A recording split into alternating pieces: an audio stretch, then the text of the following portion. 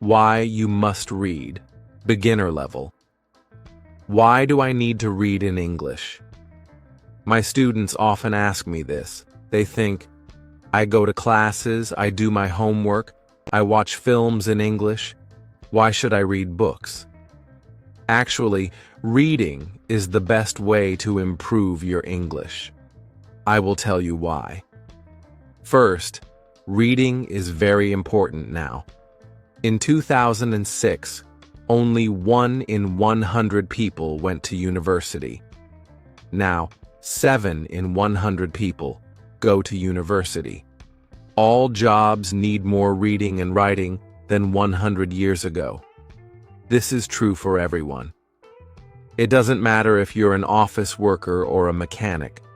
Second, reading will improve your speaking, writing, vocabulary, and grammar better than any other way.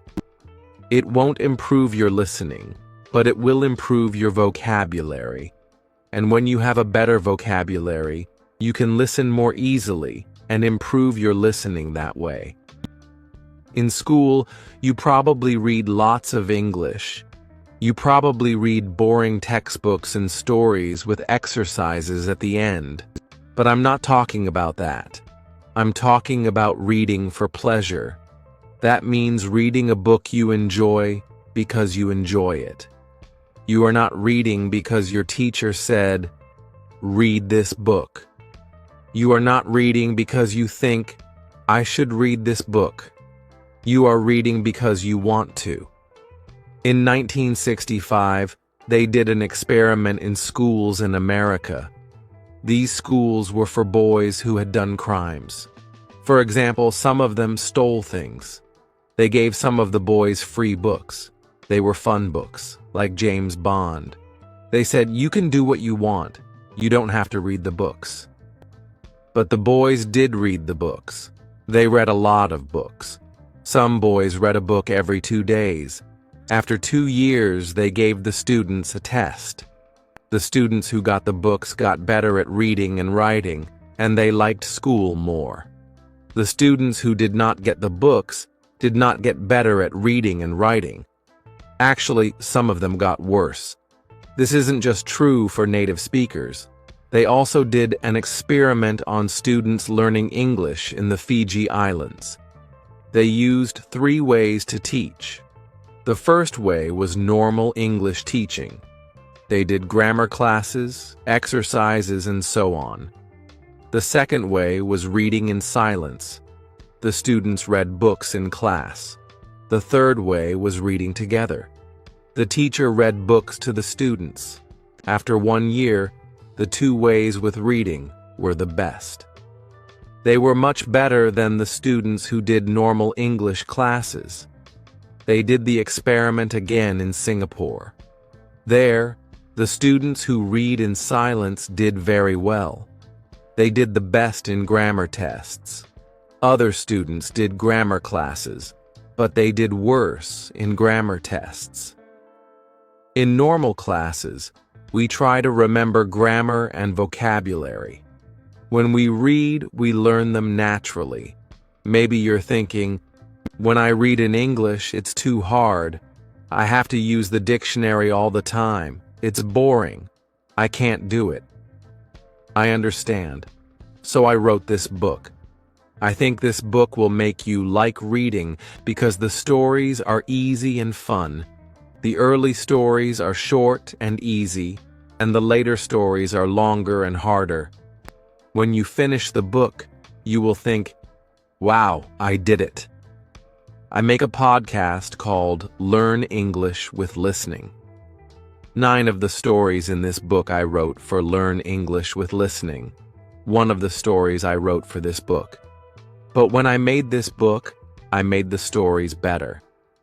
Now you can read the stories at beginner, pre-intermediate, intermediate, or advanced levels. The stories are all fairy tales. Some are very popular fairy tales, but some are not so popular. One of them I wrote myself. Maybe you're thinking, fairy tales? Fairy tales are for children. I need useful vocabulary. I need to learn about business and science. That can't be fun. Actually, the vocabulary in these stories will be useful. McQuillan did an experiment where he looked at vocabulary in 22 novels. 85% of the words were on academic word lists. These are lists of words that you need to know to study at university. Rolls and Rogers also did an experiment.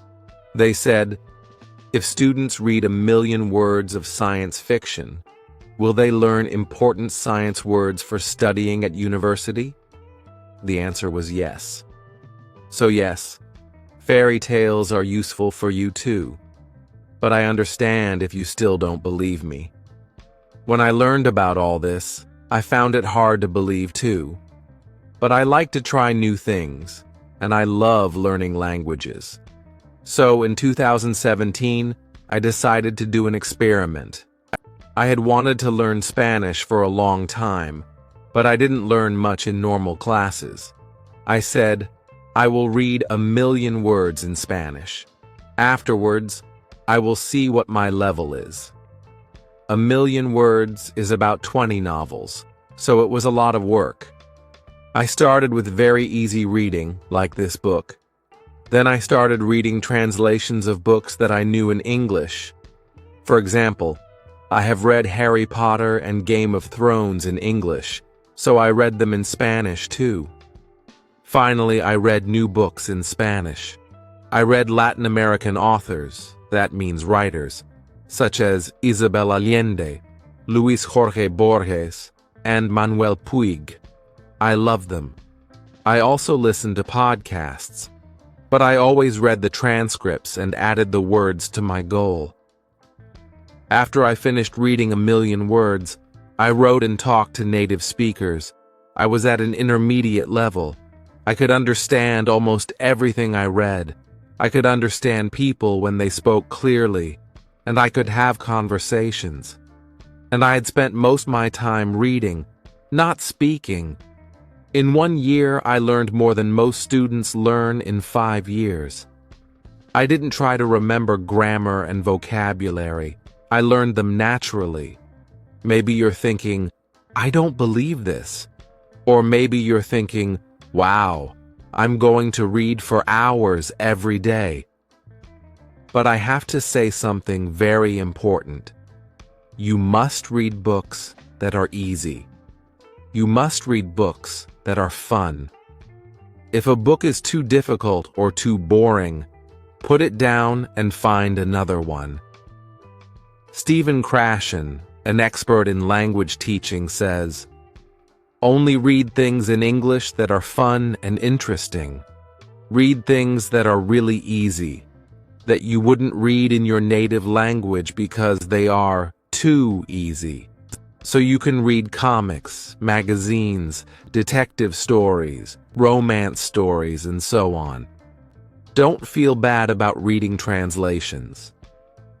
If you read very easy books, when you see a word you don't know, you will understand the meaning easily. You won't have to use a dictionary. So what is easy? Experiments show that you should understand at least 98% of the words in a text. Gusipalpeocento? That's so high. I know.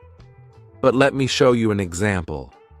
Here is a text where 10% of the words are not real words.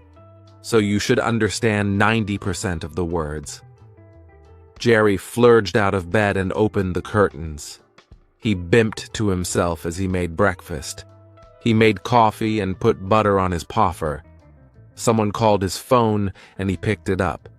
He was very surprised by who was torngling, so his Vinky fell on the floor.